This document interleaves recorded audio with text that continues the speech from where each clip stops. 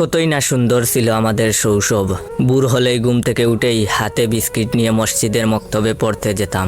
কে কার থেকে জুড়ে জুড়ে চিৎকার করে পড়তে পারে তা পরীক্ষা করতাম। তারপরে বাসায় যাওয়ার পর খাবার খেয়ে স্কুলে যাওয়ার পালা। মাঝে মধ্যে স্কুলে না যাওয়ার জন্য বাহানা খুঁজতাম। আম্মুর হাতের মার খেয়ে পরে স্কুলে যেতেই হতো। আম্মু স্কুলে যাওয়ার সময় 5 টাকা দিত। এই টাকা দিয়ে অনেক কিছু কিনে খাইতাম। এখন 5 টাকা দিয়ে একটা সিগারেটও পাওয়া যায় না। স্কুলে যাওয়ার পর চিল্লাচিল্লি মারামারি করা। স্যার যখন বলতেন অফিস থেকে বেতটা নিয়ে আসতে, তখন এক দৌড়ে অফিসে যাওয়া। পরে এই বেতের বাড়ি সর্বপ্রথম আমার উপরেই পড়তো। টিফিনের টাইমে স্কুলের মাঠে ফুটবল ক্রিকেট খেলতাম। তারপরে আবার ক্লাস শুরু। 4টার সময় স্কুল ছুটি হতো। বৃষ্টির দিন হলে বৃষ্টিতে ভিজে ভিজে বাসায় আসতাম জ্বর ওঠার জন্য, যাতে পরের দিন স্কুলে না যাওয়া লাগে। বাসায় এসেই বইয়ের ব্যাগটা রেখে খাবার না খেয়েই একটা দৌড় দিতাম খেলার মাঠের উদ্দেশ্যে। সেখানে গিয়ে ফুটবল ক্রিকেট খেলতাম। মাগরিবের আজানের সাথে সাথে বাসায় চলে আসতাম। গোসল করে পড়তে বসতাম।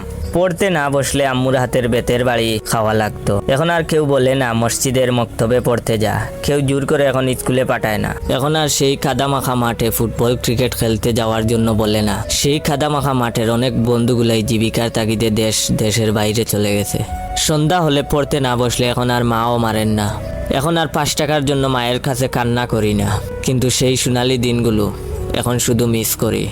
যদি আমাকে কেউ বলতো তোমার জীবন থেকে হারিয়ে যাওয়া কোন জিনিসটা তুমি চাও, আমি তাকে বলতাম আমার হারিয়ে যাওয়া সেই সোনালি শৈশব আবার ফিরে পেতে চাই।